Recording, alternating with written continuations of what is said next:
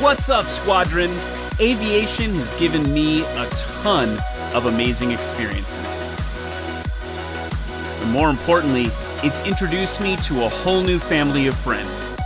Join us tonight because we're cleared direct for some hangar flying. I'm Bryon Dembroski, and this is SuperAero Live.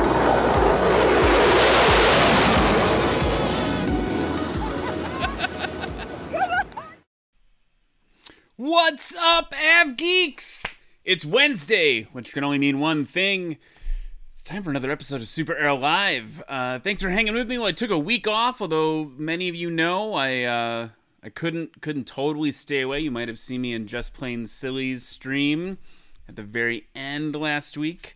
But yeah, it was great. Holiday show is great, and I just hope you're all well today.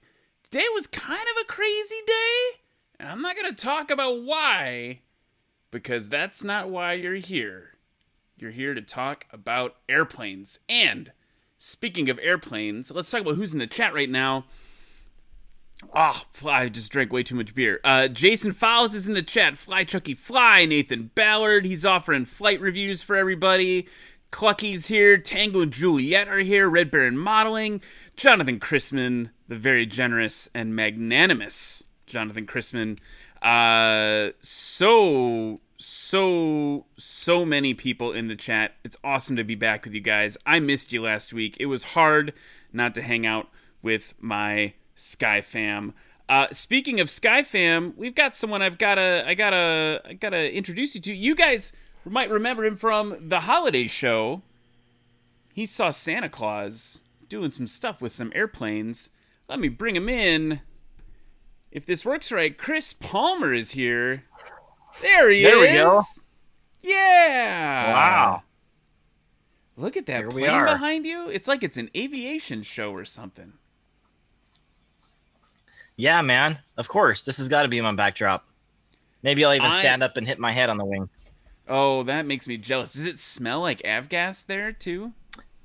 Well, sometimes. Actually, there's a guy yesterday who was doing something in the hangar next door. He was like, I think he was stripping paint off of an airplane because it smelled like lacquer thinner in here. It was bad. I mean, but, you know, all it smells like down in the basement is a little bit of must and sometimes farts. Mm-hmm. It's gonna be real storage. Right. Yeah. We have a section over there. You guys can't see it, but we have, like, my wife sets up like a little pandemic grocery store. So you can get stuff if you need it. You know, it's nice. We're stocked up now. Perfect. It's like we're our grandparents. Perfect. Yeah, I totally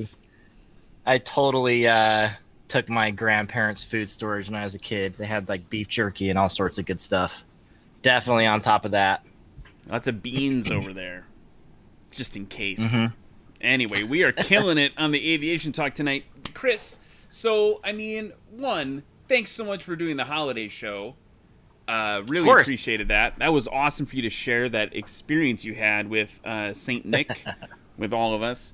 But also, one thing that happened during that show is in the chat, you said, I should come on and talk a little bit about New Year's pilot resolutions. Obviously, the audience here knows that I have a big one, just to get back in the air. But you said that you would love to share with people just some thoughts as an instructor, how people can get their butts in gear and make a change, get some stuff done. Yeah, I think it's almost more as a mentor than an instructor, because I don't know, like, we all look for things to do in the new year. It's natural. Like, I wish I was the type of person that honestly tried to do that all year long rather than just part of the year. But regardless, here we are. It's the new year. We got some thoughts moving forward. And so my thought was, why don't we get on the show? Let's workshop a little bit, talk about your goals, maybe talk about some of the goals of the people in the chat. And then how can you guys achieve those, and how can you, like, mentally get yourself in the game and prepare yourself to actually make it happen, making it different this year than maybe it was last year.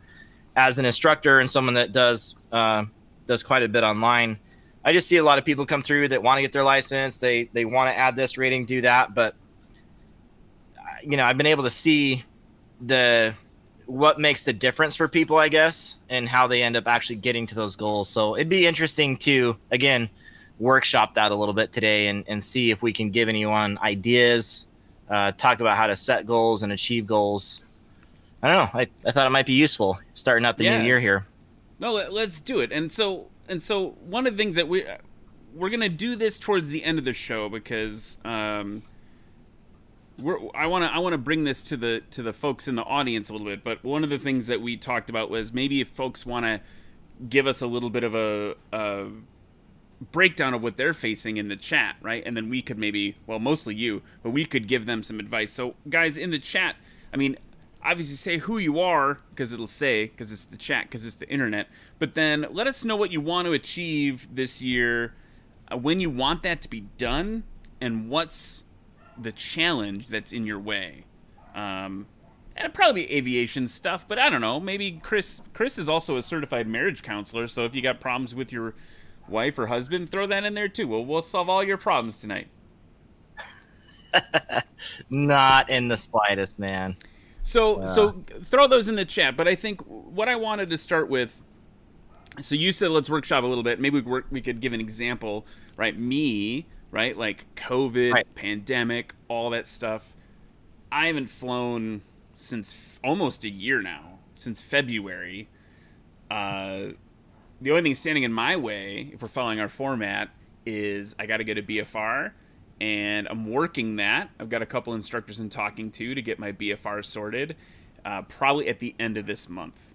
My question for you, my friend, is do you have any advice for me to make myself successful in that endeavor?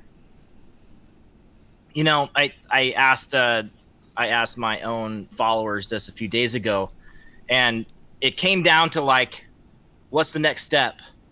And it's always just that smaller next step. So for you've got to get back in the cockpit. Like that's the ultimate goal. But what are the steps to actually get there? So the first one is like call an instructor, right? Call an instructor, schedule some time. The second step is maybe get maybe a BFR template or a flight review template that they have, because some instructors have like a worksheet, I guess, for the groundwork where you can go through that ahead of time and get back on top of airspace and some of the regulations. So do that ahead of time. Schedule it. That's another step. I just think if we have these little tiny mileposts, it's better, because what I saw when I talked to my followers was they're like, I'm going to get my instrument commercial CFI and multi-engine all this year. I'm like, oh my gosh, like, how about your first goal is to pass the private pilot or the instrument written and like work on that really well at first, and then, start to move it along. Because if you bite off more than you can chew, it just gets overwhelming. I'm the same way. I'm struggling with that right now with my goals. It's like, I have all these things I want to do, but is that realistic that I can fit them all in? And if that's not true, then, what's most important right now? So it's got to just be little things you can do moving forward, little tiny steps. So would you agree with that? That it's like call your instructor and get it scheduled sort of thing? Yeah, I mean, 100%. I think, let's use this show as an example, right? Like this show, which is like episode 34 now or something insane like that. Like that was like the initial idea for SuperAero Live, I should say, right? The initial idea for SuperAero Live happened like in March when the lockdown started. And then I like thought about it too much, right, for 2 months or whatever until we had that first episode. And then like was able to basically talk to Michael Dornbos, the first guest. And I was like, dude, I don't even know what I'm doing. And he was like, yep, just do it. Let's do it next week. Just get started. I'll be your first guest. Let's go. Right. And then it was like, hey, Chris, I'm doing this crazy YouTube show. And you were like, I'll be on. Like, boom, let's just do it. So that totally resonates with me. I think all of the hardest, it's like a Shia LaBeouf or Buff or whatever, right? Oh, sure. That video was like, just do it! Like, make your dreams come true! Like, that totally resonates with me. Just like, kick it off. Get it's the eating an elephant thing. We talk about that a lot with the home builders that have been on the show too, right? Like, right, it's an exactly epic project. So anyway, and if I would have told you, hey, before you get started on SuperAero Live, you need to commit to do over 30 episodes. You have to get people from multiple parts of the industry. You have to get demo pilots. You know, you'd be like, ah, and your mind would just explode, and you wouldn't get anything done. But here you are, like just 1 mile post after 1 mile post each week, like Wednesday. That's when you do it, right? And you know that, sure, hey, by Sunday, I better have someone set up, or maybe it's by Saturday before. Just those little things. And you can equate that as well to any goal. So I think if we keep our eyes on like the smaller prizes, the smaller wins we can get along the way, then eventually you get there. Because, you know, I went through a similar situation. I waited to do my advanced ratings for a long time and did them only a handful of years ago. And I did my commercial and my CFI in the same season, essentially, as like a winter. And then I did my double I the next year. But it was a lot to take on. But when I did it, it was just like, there was a paradigm shift. I said, I have to do this. I'm doing it no matter what. Like, and then I started, you know, doing the little things, lining up where I was going to go, talking to an instructor, getting a rental car, finding out how long I was going to stay, finding out where I was going to get an airplane, starting to study for the written test, you know, taking the written test, all these little things that eventually add up to that goal. But to look at it from the big perspective first is just a little bit too much. I totally agree. I think that breaking it down, and we hear that a lot on this show with people who are becoming fighter pilots, things like that. Right. Breaking it down 100%, and then not giving up either, right? Because I think they're like by the way, Wolf Pilot says I say like too much, and Wolf Pilot, you're welcome to. Here's the thing, you're Wolf Pilot next week, Wolf Pilot. Yeah, come on, Wolf Pilot, you do it. No, here's the thing, Wolf Pilot. Like is the millennial That's right. You ever think about that? But so, we can do both. We can do both. So like, okay. So in all seriousness, though, I've totally lost my train of thought because I wanted to call out that funny comment. But I think in the end, it's just like we self-censor. So when we think about art or whatever, we self-censor in that beginning part because of the mountain. So then it's break it off bit by bit by bit by bit by bit by bit by bit. But don't give up then, because you still have the mountain. So some folks are coming in. Before we dig into some folks with some goals, you sent me something. You said, here are like the top 4 things. One step at a time is one of them. The next one you just said is focus. I guess we kind of talked about that. Right. But then there's this acronym that you sent me. SMART. Smart goals. See, this is nice. This is like it's amazing. This is motivational speaker. That's your next career, right? As an instructor, you kind of, if you're doing it right, you kind of have to be a motivational speaker anyway, because your students are their own worst enemy, and they're like, "Oh, I'm the worst pilot in the world. I'll never learn how to land." So, yeah, you definitely have to help your students. So yeah, SMART goals. I mean, honestly, you could spend an entire podcast just on that. But so if I remember off the top of my head, they're specific, they are measurable, they are attainable, relevant, so relevant to your career or whatever you're trying to do, and they're time bound. So if you fit everything within that SMART goal like structure, then you know that you can do it. And that's why, earlier I said that a lot of my goals for this year I'm a little bit apprehensive on, because I start to have an issue with the T there, with the time, in that I just don't know if I have enough time to do everything. So I need to find out what's most important to do. I was going to say, that's the hashtag Dad Pilot Challenge, right? Oh my gosh. Time. Yeah. I mean, just before this, I was at home playing on the Hot Wheels tracks with the boys to give their mom a break, since I was going to be working into the night here. So yeah, you gotta keep the other things going in your life. You've obviously got a career. A lot of people are just trying to afford becoming a pilot. Obviously family life, social life. There are a bunch of other things that you can't just like totally give up. You can take some measured, I guess, sacrifices, right? Like when I did my advanced ratings, my son was like 2 months old. Yeah. But I kind of told myself, it's like a paradigm shift again. I'm like, if I don't do it now, it's never going to get easy. Like, it's not going to get any easier from here on out. And I had like a very rare moment of wisdom right then, but I just went through it. Like I was very focused. I had goals. They were specific. I was totally getting after it. After years of waiting around. And I think that's such a common story in aviation. There are so many people that want to become pilots, but they either don't, or they keep like falling into that trap you were talking about like taking some steps, then pulling back, taking some steps, Sure. pulling back. And you really don't make a lot of progress that way. So yeah, there's a lot of different elements there, but you got to make up your mind. Like, you got to crap or get off the pot. Are you going to do this or not? Are you going to become a pilot, or are you just going to keep standing on the sidelines and enjoying the community? That's fine, but be realistic on where you're at. Like, I don't know. We can go through examples, but there really does have to be this mindset shift that you're just going to do it. And then from there, you kind of give yourself the permission to start breaking it down. And then when you break it down, you find out how to do those little specific tiny steps.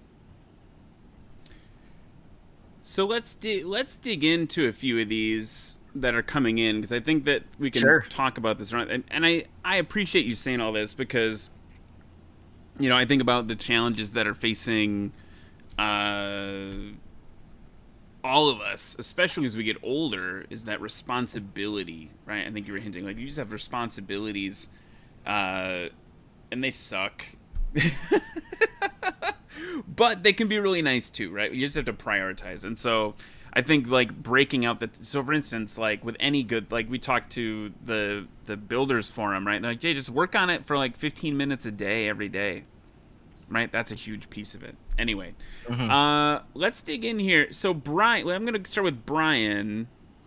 This is Bryon. He says he's going hard. Instrument, commercial, multi, CFI, CFII by Thanksgiving. Multi-engine instructor by December. But my mental... let me put up again. My mental elasticity, good word choice, for IFR is killing me. There you go.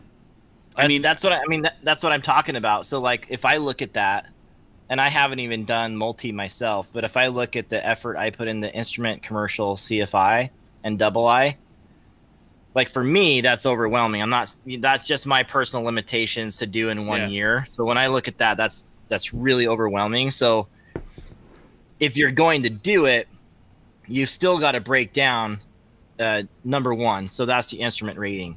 Like, that's just got to be laser focused. What are you going to do to pass the instrument rating? And Bryon talks right there about what is already in his way, and that's the knowledge component of instrument. And guess what?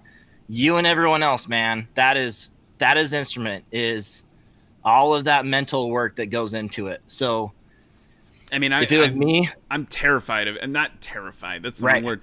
Instrument, it feels like it's a thing I want to do. Like, I've got, Marty in the chat was nice enough to take me up and give me some. I think one day we were flying a real mission flight. I got like over an hour of actual. I loved it. But you had a video on that, right? Is that video? Actually, it's not out yet, but I did record it. See, I have to be smart about getting that done. But like that part, like the instrument thing, I worry about making sure I have time to. I like press really hard into my brain, get in there, knowledge. Like I worry about getting that done. I worry about being able to dedicate the time to that, because I know that is like the barrier, right? Like everyone Right. I talk to, it's like that's the hardest thing, and then everything after that is kind of like, oh well, it's not as hard as instrument flying. So Yeah. And there's a certain extent here where we're probably building it up too much. Again, once you drill down into the instrument actual knowledge, it's still a thing where you take it one step at a time, right? Like you're learning charts first, and then maybe you're learning departures, and then maybe you're learning communications, and then you're learning about regulations. Like just take it one step at a time when you're doing it. Even the way I tell people or teach people how to do their written tests, study is it's like study one subject matter at once. Like go through all the navigation stuff first, get all of that figured out while you're taking your practice questions, and then move on from there. Go to the next complete subject and just focus on that. Just one little milestone at a time to keep your brain engaged. And maybe it's because, like many of us these days, we have like an attention deficit, right? It's the generation of instant gratification and distractions. So we've got to like trick our minds into being able to stay focused in those moments. But the more you can keep breaking things down, the more you're going to be able to achieve. And really, this is how all of aviation training is, and maybe even all of life. But let's just talk about aviation. oh, don't go too deep. I know. On me, I'm not going to Chris. go too deep because this is deep enough for people to understand. But all of aviation, like as an instructor, you just got to break it down to the most simple components. And once people understand that, then they can start to build upon it. And that's what we have to do as pilots. You'll never achieve a license without doing that. You might kind of mistake on it because people kind of tell you what to do, but you are building things one little step at a time to get where you need to go. So if you're self-directed and you're going through all this on your own and you're not at a school or something, then you've got to build your own plan, which kind of starts with that big SMART goal at first, but then you got to break it down more from there. Makes sense. So before we move off of instrument, just to kind of more directly, I mean, do you have any final closing thoughts beyond that for Bryon in terms of like cramming that into his brain? So since you have like a long-term goal in mind of doing your CFI, your double I, and your instrument, I would do your like focus super heavy. Don't worry about the other stuff. Get your instrument rating done now, or rather your instrument written done now. Focus on that and do it really well. But when you go to take the test, take your instructor test as well, your instrument instructor test. And you can do both of those at the same time. They're essentially the same question bank, and then you have that stuff out of the way. That's super good advice. So yeah, little bit of a shortcut there. So when you get to CFII, you don't have to take the test again or take another test. It'll like already be done and you're already fresh right now. Because once you go through commercial and CFI, you're not going to be fresh on instrument anymore. That's probably true, right? It's like that's a lot of knowledge he's trying to cram out. Yeah, I mean, commercial goes back to VFR and everything, so sure, very different. So Andy, I want to talk. Andy has a good one, and this one just kind of near and dear to my heart because I know what he's talking about. Andy's talking about private pilot license. Wanted it done 3 months ago. Shooting for summer now. Biggest challenge right now is Wisconsin winter weather's 70% lesson cancellation rate. If you're only at 70% cancellation in Wisconsin, That's Andy, impressive. you are doing okay. So I have a quick follow up for Andy. Andy, Do you have your written test done yet? I want to hear that answer in the chat. So let us know, because that is a big. I don't know. That depends on what I say next. So, I mean, that's where I'm at, man. I've got the hangar now. We can fly in the winter technically, but the weather's just been awful.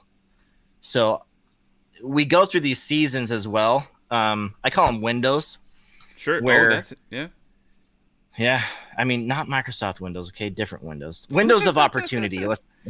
So we've got like these windows of time where we can get through something, and you have to be prepared and ready for when that window opens that you can like go through it super quick. Sometimes that window closes, and sometimes it closes forever for people. I'm not trying to make people depressed, but it's like you've got the opportunity now. If you want to get through it, then do it now, because you never know what will happen in life on the other end.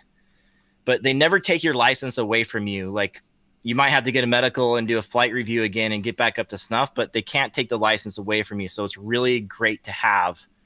And I really encourage people to do it right away. Did Andy answer us back yet? I'm just scrolling through right now. Okay, here we go. See, here we go. Hang on a second, because Andy said he doesn't have the ground school, or he doesn't have the written test done yet. All right, so he's stuck inside in the wintertime, and that is a huge thing he can get out of the way right now, so that when training does happen, the floodgates are open. You can just train, get it done, pass your license. Well, and now he's given it back to us. He says, I'm supposed to be learning about engine systems tonight, but I'm watching YouTube instead. Well, close the window, fault. Andy. Go get your engine systems done. You can always watch the replay. Yeah, that's huge, right? And Marty brought this up too. Not that you shouldn't be cramming for it, but that do you agree with this as a fellow instructor? Private pilot license is probably the only rating where it's tough to take the written before you're almost done with the training. I don't really agree with that. I think it kind of depends on what ground school you use, if I'm being honest, because a lot of them don't really give context to what the knowledge actually means and where it's applied. And I've tried to be really careful in doing my own ground school where I tried to add context to what we're actually doing and learning, so it fits within this common sense structure, right? But a lot of ground schools don't do that. It's kind of like you open the textbook, you go A to Z, and you teach all the components, but that doesn't really fit into people's brains well. I can see that being a hard thing for people to do. But when I get a student that hasn't learned a thing outside of, our first lesson, and we start to work together, you got to realize that all the vocabulary and everything is new for the first time. And if they haven't done any prep work, then it's a huge struggle. So for private pilot, I would actually rather see them be 80% of the way or almost there on the written test before we get started, or at least solo. Definitely like solo, that becomes the critical point in which to have the written test done for me, because I want to focus on the cross-country work and finishing up the check ride, because it's all downhill after the solo. If the written test is still in the way, it's this big monkey on people's back. They get really stressed about it. It's too late at that point and kind of becomes an issue. If we're talking instrument, I think it's a little bit different. There's so much about instrument that you really need context in an airplane, or at least being able to see the procedures play out. So even a simulator could be used in this case, but to know how the approach charts are used, how departures are used, how to communicate with ATC, some of the things, even regulation wise, you need for minimums and alternates, like all of that makes a lot more sense when you kind of understand the flow of an IFR flight a little bit better. So in my opinion, it's better to know like some context in that case. And then commercial is like, people are kind of used to taking tests by then, so you can kind of do it whenever. Does that make sense? That makes sense to me. I'm going to take a break just to do you want to can I put a compliment for both of us on the screen? Oh, okay. You ready? Sure. Yeah. Pump me up, I'll have you know that I trimmed my beard in prep for this show today. Oh. Flight Flick says, a couple of my favorite bearded YouTubers. Are we the only bearded YouTubers? No. Who else is in? Bryon Turner's got a beard? I don't know. It's a little patchy. Mine, I trimmed today because it was feeling a little bushy. Mine's getting a little bushy. Flight Chops, I guess he's got a beard, right? That's Chops. That is not a beard. You got to... He shaves this part. Yep. It's full on Chops. Mm-hmm. Yeah, maybe we're just the best. Josh Flowers can't even grow a beard. I know. I think we're the only ones. It's just us. That's pretty good. I want to switch it up a little bit. Okay. I want to experiment with something. Okay, let's do it. I have a video question that was submitted, And folks, this is a thing Man. that I'm experimenting with. Maybe this season. I don't know how long are seasons of Super Aero Live. But if you guys dig this, we can figure out a way for everyone to submit questions for guests via video. Let's try it. Let's see if it works. Okay, Here's let's a try question from Jeff. Hey Chris, I'm Jeff O'Rear, and I don't know if you're a tailwheel instructor or not, but I'm going to ask this question anyway. I'm going to be transitioning to tailwheel here very shortly, and I'm just wondering if you have any suggestions of what I can do to just prepare myself a little better, once I do start the training, whether it's, doing more crosswind landings, things like that. So if you have any suggestions like that, I'd appreciate it. Thanks, Trent. What? It's Chris? Oh, Chris, I'm sorry. Oh man, that's never gonna die, is it? No, It's here to stay. Sorry, that's on me. That's awesome. Cool. Well, go Pack. First of all, so I would say the thing with tailwheel is like an awareness of wind, because when you're landing and taking off, the airplane has, or rather, the wind has a much greater chance of messing you up on landing and takeoff. When you're in a Cessna 172, technically you can take off and you can land in just about any kind of wind without doing anything. It's not going to look pretty, but it's not going to be like in a tailwheel where you do a ground loop, So I would say, a lot of what you're going to get into is wind related. I'm assuming this guy, he kind of looks like a wise dude. I would assume that this guy has already read the book Stick and Rudder. I think that one would be super helpful with connecting some of those thoughts. And then just finding a good experienced tailwheel instructor that can keep things really simple for you. But the interesting thing about tailwheel is now you're flying all the time. Like you're flying during taxi. You're doing your taxi wind corrections all the time. You're doing a lot of corrections on takeoff to keep things nice and straight. And I'm talking like aileron, rudder, pitch, everything. You're doing a lot more of it. And that's kind of assuming there's wind. If there's no wind, then it becomes a little bit more simple. But that's my advice, is just like, get into some of those, maybe the books a little bit more before you get into it, and then just find a really good experienced tailwheel instructor. And the great thing about Wisconsin, and this, Ryan, is that they have Cub Air there. So there's a great tailwheel place right there, or at least instructors that used to instruct there that you can pull from, and they do a really good job. So I don't know. Wisconsin's the place to be. I'm assuming that's where he's at with the Packers hat. He's pretty far north, I think, but that was an Really? RV. That was an RV behind him, so he could probably still get to Hartford for some Cub time. It's fast. Yeah, I'm just saying, like, yeah. I have an instructor. My CFI instructor lives in Oshkosh, but he also instructs down in Hartford, or has instructed in Hartford. So anyway, Wisconsin's a good place to have some people to pull from. Also, I know a fantastic tailwheel guy in Wausau. Oh yeah, so, the orange ruffy guy, John Schmiel, man. You cannot. Here's the thing, Jeff. I know this because he's a patron supporter, patron of SuperAero. Thank you, Jeff. And we found out in the Zoom chats, which you're going to be on the Zoom chat after this, hanging out. We were hanging out, and he's got a tube and fabric plane he's building behind. He's building a HATS biplane. So what he totally should do is go fly with John, because it's an open cockpit experience there. It'd be the same as when he's flying his open cockpit biplane that he's building. Yep. We just solved it. So, yeah. I mean, but that's just like a good example, right? Like the first thing is finding the instructor or whatever. Mm-hmm. And guess what? In your backyard, there's like one of the best tailwheel instructors in all the U.S. with John Schmiel.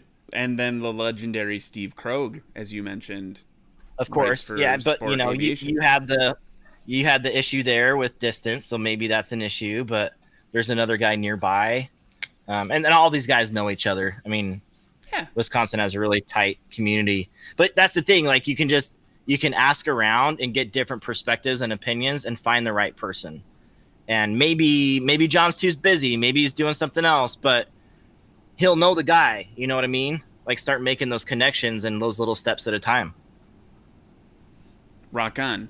Yeah, I mean that's the way to do it. By the way, Vincent says Movember is over, but this is a year-long commitment. I have not shaved my beard in probably 6 years. I mean, mine's down to 1/4 of an inch, so. But still, it's still a beard. But here's the thing: I'm afraid if I shave it off, my kids aren't gonna recognize me. I know. They'll that's a real and thing. Cry. Yeah, It is. They scream and cry a lot already, but I'm not used to having a predator in the house. I think Mommy separately, stranger. Right? I will though. By the way, if anyone if I have to wear a mask, like a oxygen mask to fly, I would shave it off. If anyone knows anyone who wants to do that. All right. There's another good question here. Sorry, just me diverting. Someone made a really nice comment on YouTube. They're like, "Hey, by the way, like you talk too much about non-airplane stuff," and I was like, "Sorry."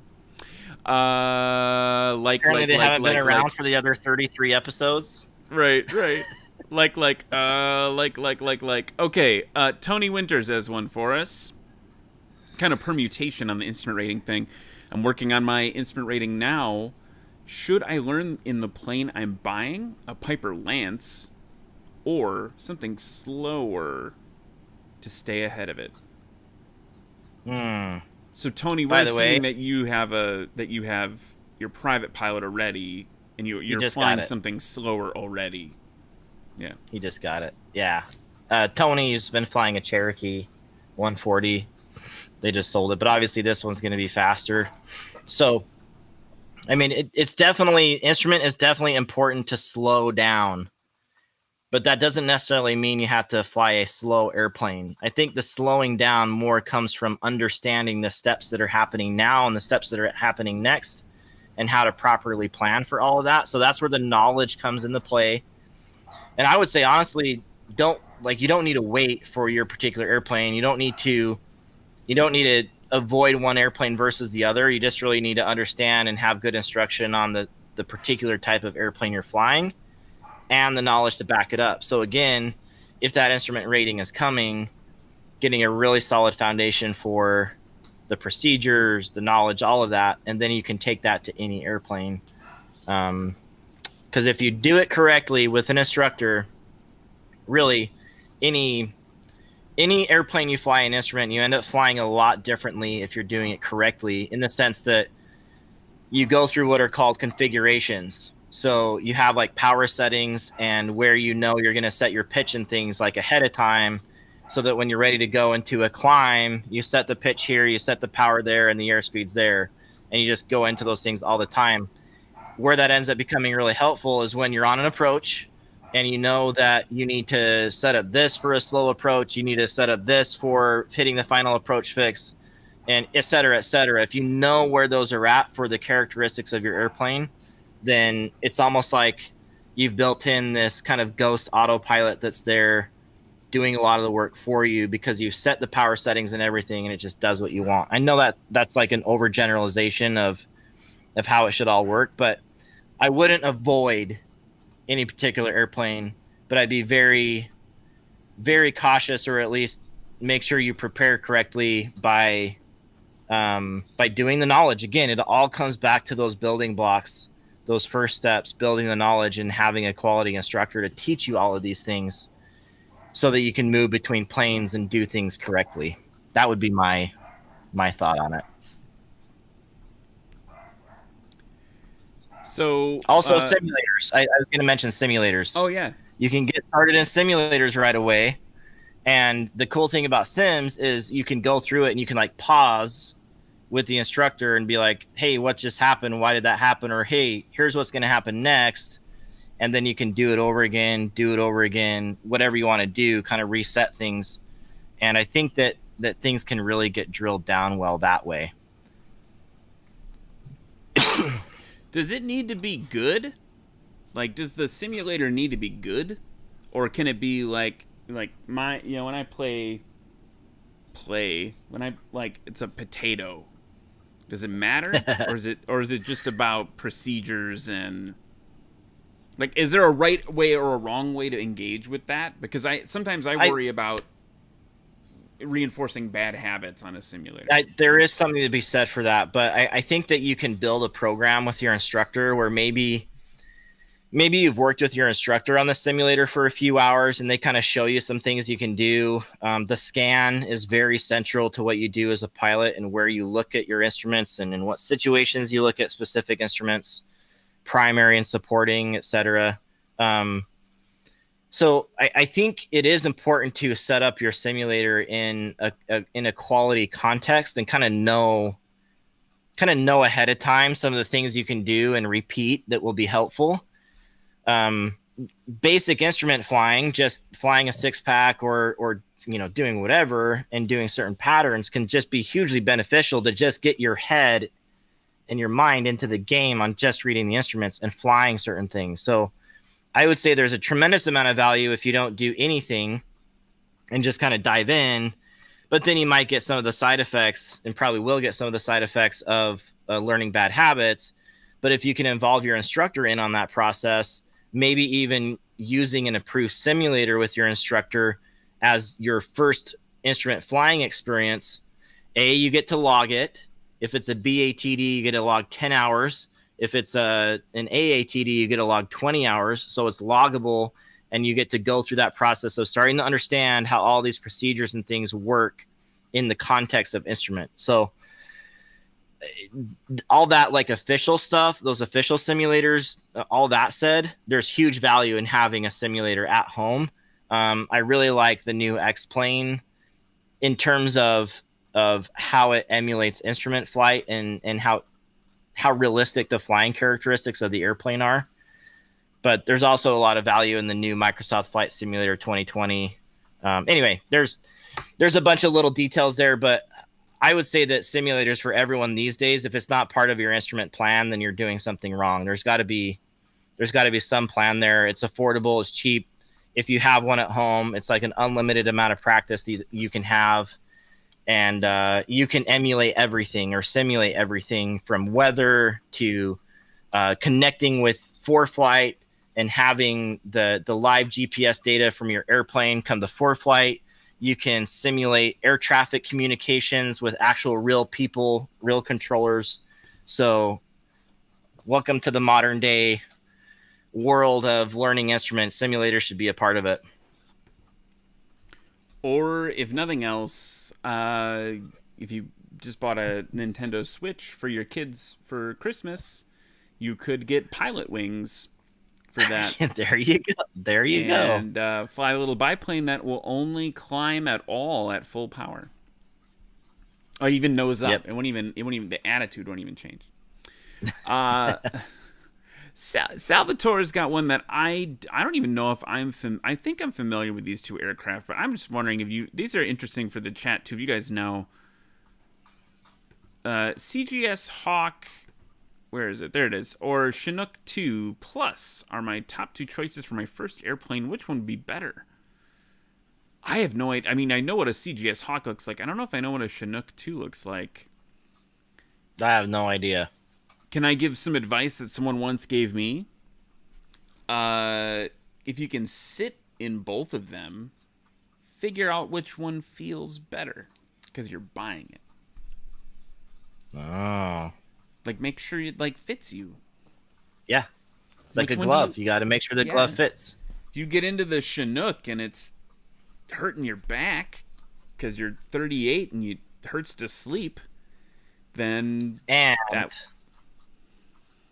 would say if you're married, you need to make sure your wife likes it too. Yes. Get her thoughts. Yes. Yeah. What does the marital partner think That is very important as well, if that is a consideration.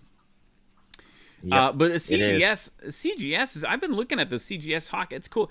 There's this whole side of affordable flying that those aircraft are in. I don't remember. I'm gonna Google the Chinook 2 later, but that's cool, man. I hope that works out.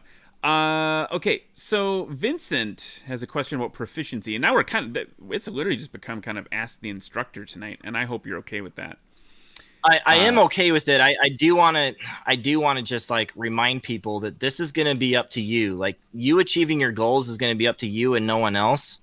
And there are a lot of things that can get in your way.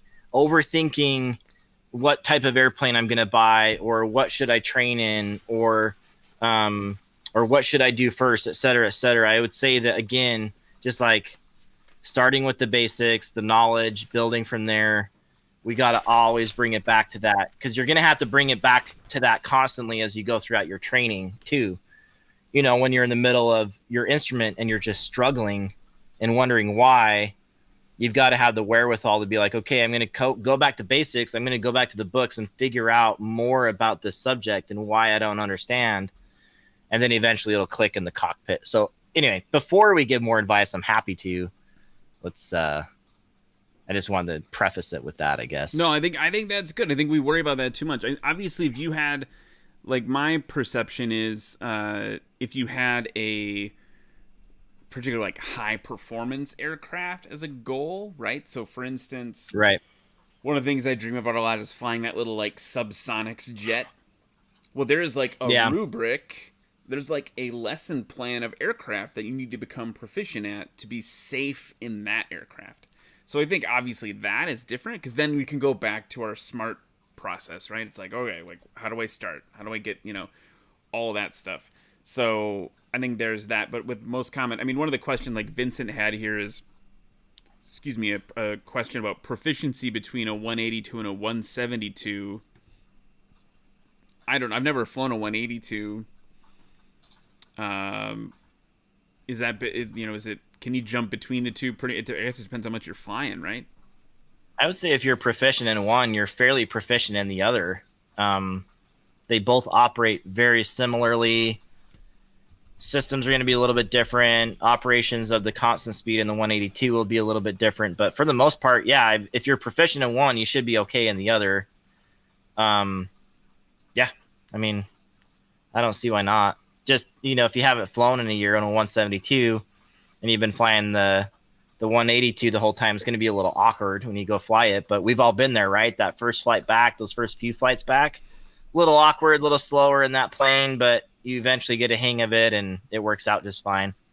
The wing still stalls the same way, etc. So, I mean, those aren't two drastically different things, right? I think I think of people, like, everyone's ideal hangar, and we talk to pilots a lot. Their ideal hangar is, like a high drag, low inertia plane. Like, for me, it'd be like J3 Cub, and then it would be something fast that's like low drag, high inertia. Did I say that? High drag, low inertia, and then low drag, high inertia. Those two things, if you read accident reports, there's a lot of accident reports about people forgetting which one they're in. It's a little bit different. But I want to pause for just a second. Jonathan, thank you so much for the super sticker. I love how I can't see them on my end. Jonathan always picks the funniest stickers to post. It says, pair character holding his belly on my end. So I can only imagine what that looks like, but thanks, man. That's so cool. And also, Carl from Fly With The Guys is here. Thanks, Carl. Just wanted to say hi. Carl was on a couple, Chad. See, I don't just do it with you. I do it with everybody, Trent. Just get everyone's names wrong. Cool. I'm going to start calling you Bryon or something. It wouldn't be the first time. You got to go further away though. Like Chris and Trent are very different. Yeah, it's got to be drastic for sure. Jim. So thanks so much, guys. I appreciate that. That helps a lot with the channel. Okay, we only got time for a few more questions before we wrap up for the night. These hours always fly by. Tango and Juliet had a question that I think kind of gets in a little bit into some of the inspiration side of this, what was your why? Your personal why, Chris, aka purpose or driven passion for finishing your training? I feel like I've been through several different, I guess, ways of doing it. Right. So I did my private Part 141. I was very young then. I was 18. I didn't have like any obligations in life. I left school and I went to the airport and I lived off ramen. It was really, really simple. So that was simple to get done because I was just young and motivated and didn't have anything else to do. I did my instrument a few years later and had some trouble with that because I tried to do an accelerated course at first, ended up failing my check ride, and didn't bother going back because I didn't feel like I had any business doing any instrument flying because I just had a huge lack of knowledge on what was even going on and how it was working. So I just kind of discontinued at that point. But then when I went back to my instrument training in the future, this time it was Part 61. At the time, kind of had a family plane, and I like went to the Oregon coast with my instructor for 3 days after I'd finished my written and had a lot of other experience, and we just shot approaches the entire time. We were talking to air traffic control, working in actual weather, and there just came a point where it just clicked for me. So that was a very cool experience. Then when I did my advanced ratings, I did my commercial and my CFI within a couple months of each other. And my commercial was my hardest rating ever because I spent years between my instrument and my commercial, about 5 years. And so it was actually, I think it was more like 7, but it was very, very difficult. And just really, it was very hard to get the knowledge back. And there's just some knowledge in aviation that just left me, which was interesting because I was still in the aviation industry. I had an education business in the aviation industry, and I was actively like podcasting and doing all those things, but I was very rusty. So that was difficult. And then my CFI, because my commercial was so difficult and I buckled down there, was a lot easier and I was fresher for it. But I think my biggest paradigm shift came between like when I did my commercial, because I'd been out of flying for many years. Just, family stuff, personal stuff. It's very normal. There's got to be a ton of stories here of people here that have fallen out of aviation for a while. And that's the rule and not the exception, because you see these people who seem to cruise through training and, they go to Embry-Riddle and which isn't a cakewalk, by the way, but it just seems like everything's paid for them and they just breeze right through and everything's good.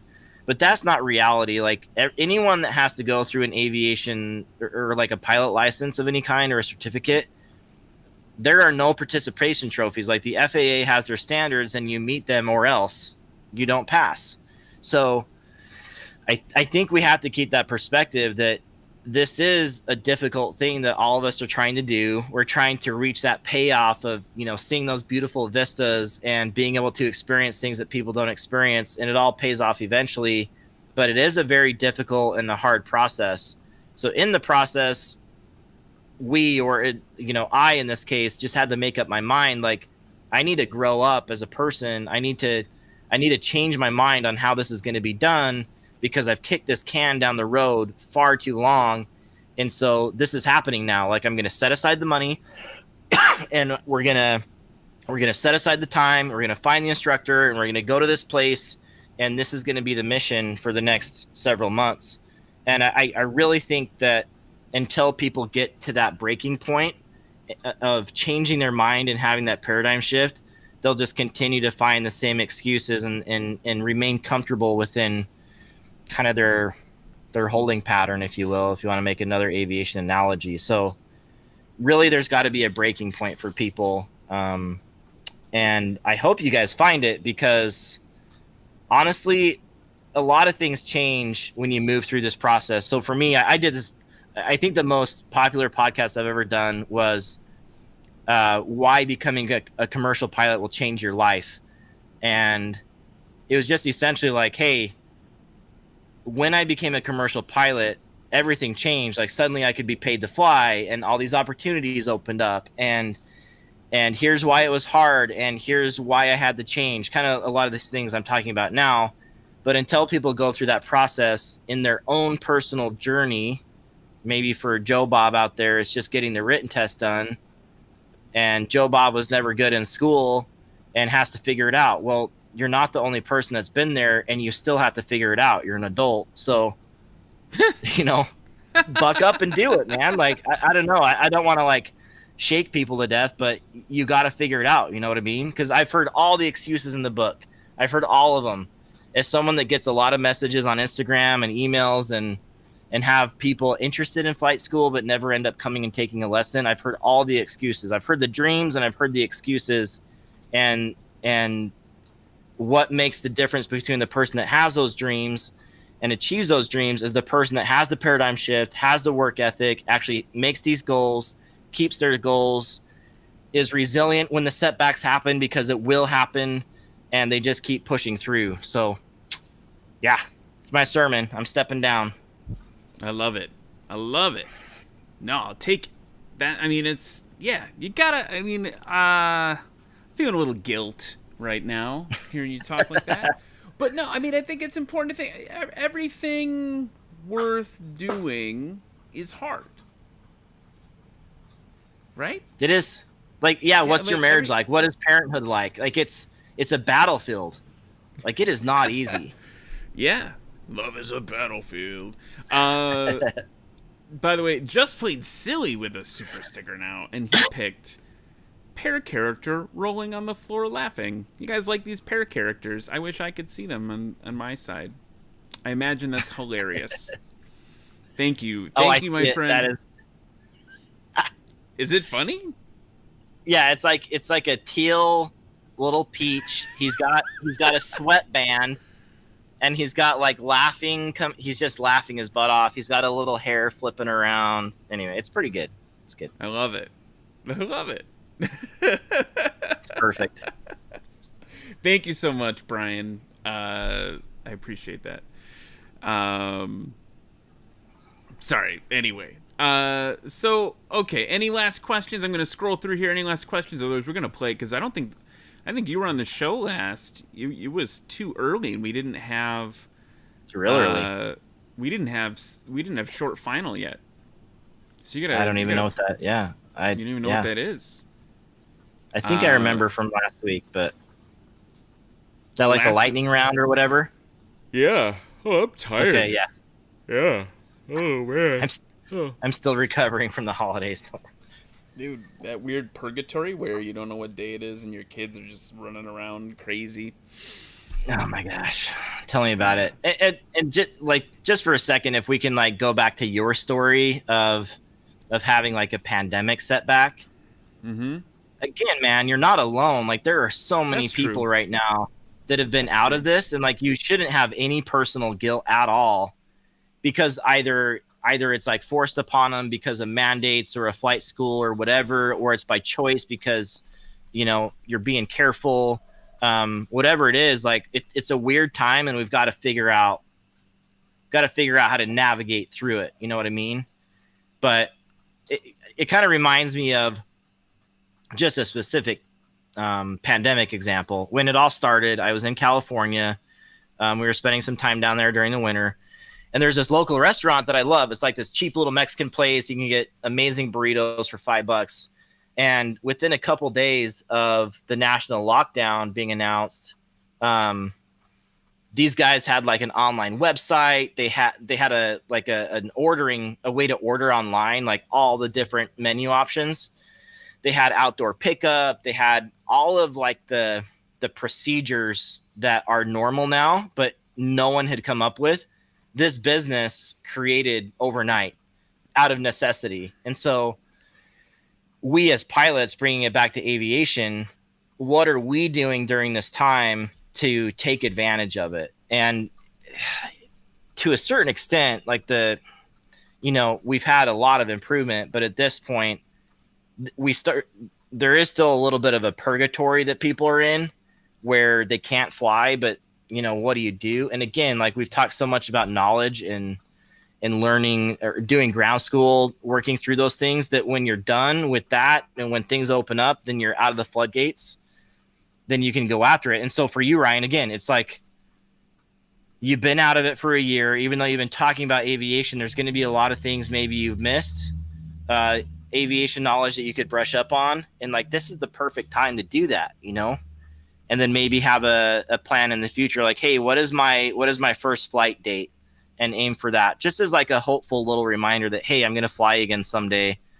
And if that doesn't work out, then kick the can down the road again. But we're kind of all in this together right now. There's a lot of people that haven't been able to fly. There's a lot of people that would usually fly a lot more with friends that haven't. There are people that have lost their jobs and can't afford flight school anymore. And even though they were super dedicated before, and they're doing everything that we talked about tonight, they can't get there. Like, it's just not realistic right now. But again, like, what are the cheap things you can do right now to keep it going, you know, keep it moving? I think staying engaged in the community is obviously one of those things, and everyone here is guilty of staying engaged in the community. That's a good thing. So anyway, there's plenty to do, but no one should feel guilty about that. It's just life. Like, life happens, but if you are going to achieve that goal and get to the next step, then you've got to find that paradigm shift, and how are you going to make it work? So I guess that's like my parting message on setting your aviation goals is, at some point you've got to make up your mind and change your life in certain ways to make it happen. Otherwise, it's going to be 2022 and you'll be in the same spot. I hate to say it that way, but that's just where it is, you know? Yeah. No, I mean, what's that? It's the famous Warren Miller, the like ski film guy, right? He's got it's like, I'm going to butcher it. It's something like, you know, if you don't do it today, you're going to be 1 day older or 1 year older. If you don't do it this year, you're going to be 1 year older when you do it. Mm-hmm. Yeah. And I think, you know, I think we were talking about this with Carl from Fly with the Guys a couple weeks ago. It's like, you know, the story, the aviation story, a lot of people get hung up on those little bits and pieces. Those, like, I don't know. It's not easy. We are all in this together, and there's, you know, for example, I lost my job. Was that part of why I didn't fly this year? For a couple months, yeah. Yeah, absolutely. Yep. Right? It's like, yep. You know, but all of that stuff doesn't mean you can't. You just gotta, I don't remember what I was going to say about the conversation with Carl, where we were talking a lot about financing, right? Like planning it out, right? The fact that there's a computer right here and I used to play a ton of video games. Well, that's my flying budget now. I was spending way too much money on video games, right? But it's like, so you just have to think about all that stuff. I agree. All right, let's play short final. You up for it? Yes, absolutely, always. How about a long straight in final, 13.3 miles out? Do you ever get this? Someone calls in, they're like, "Oh, I'm 13.3 miles out, straight in final. Traffic in the area, please advise." Anyway, I digress. Let's do this. Yeah. I mean, yeah, the like. Okay, anyway, let's do it. All right, we're going to turn on my music. Wolf Pilot's never gonna live that down. All right, my little timer. Don't worry, the timer doesn't actually mean anything. All right, Chris Palmer, you are a flight instructor. What's the most obscure part of the FAR aim? There's no right answers. Maintenance. Preventative maintenance. All right. What's the favorite civilian aircraft you've ever flown in? A PC-12 or a Bonanza. Ooh, no, I don't think anyone's ever said those before. What about your favorite military aircraft? You didn't need to ride in it, but just what's your favorite? Blackbird's hard to beat. That's cool. No one's ever said that either. Active airplane, B-1 or A-10. Well, probably the B-1. A-10's dope too. What about track up or north up? Oh, dude, north up. You track north up. I'm a north up guy too. Good. North is weird for you up there in Alaska. What does it get weird with all the magnetic variation? All right, coolest thing you've ever done in an airplane. Oh gosh. I've done a lot of cool things. This year, well, last year now, but we went clamming. We landed on the ocean floor and we went clamming. That's like one in recent memory that was great. I think I saw the video for that. Yeah, man, it was crazy. And if we didn't take off, which our starter didn't start, then we could have got caught by the tide. So it's a little, got my heart rate up. I love that. It's like, I don't love that you could have been caught, but I like the stakes, right? Like things. I know, yeah, dude, it was real. People were like, "Oh, you staged that, right?" Like your engine really was. No, like we thought we were about to hand prop. We were ready. Be careful with that, everybody. I know. Yeah. Don't. Yeah. All right, man. It has been so good to talk to you tonight. It's been a while since we talked, so I'm glad we were able to chat tonight, and I appreciate you taking the time to give everybody a little bit of advice to get their years started. We're only 6 days in, so now's the time. Now's the time to just do it. Yep. Plan it and do it. Get after it. Get her Rock done. on. Throttle on. Throttle on. I like that. You don't want to give us a clear before I remove you from the stream? Oh my gosh, please. You don't have to do it. Okay, let's not do it. You're not going to do it. You're going to blow the mics out. All right. Chris, thanks so much. Everybody else, 2021, baby. Let's do this. And let's achieve our flight dreams. There is a song by, is it Van Halen, that the Blue Angels did a music video to called Dreams, and that's your homework. Go listen. I think it's Van Halen. Go listen to that and get pumped up, and then write down what you're gonna do, and then do it. I don't know if you could hear that. I'm so pumped up I made my dog bark.